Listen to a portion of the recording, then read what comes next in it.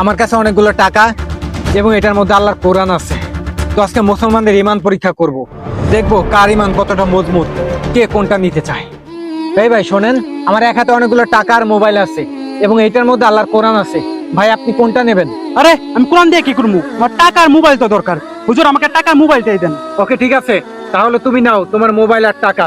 আরে হুজুরে কি বলো, আমার এতগুলো টাকার মোবাইলটা এমনি এমনি দিয়ে দিল। আমার হাতে অনেকগুলো টাকা আছে এবং আল্লাহর কোরআন আছে, আপনি কোনটা নিতে আগ্রহী?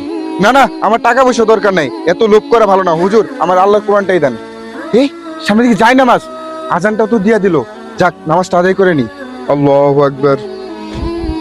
আসসালামু আলাইকুম রাহমাতুল্লাহ। আসসালামু আলাইকুম রাহমাতুল্লাহ। কি রে, টাকার মোবাইল আসলো কোথা থেকে? নিশ্চয়ই আমি বিপদে ছিলাম, মহান আল্লাহ তাআলা আমার জন্য পাঠিয়েছে। আল্লাহ তোমার কাছে অনেক অনেক শুকরিয়া, তুমি আমাকে সব সময় সৎ পথে রেখো।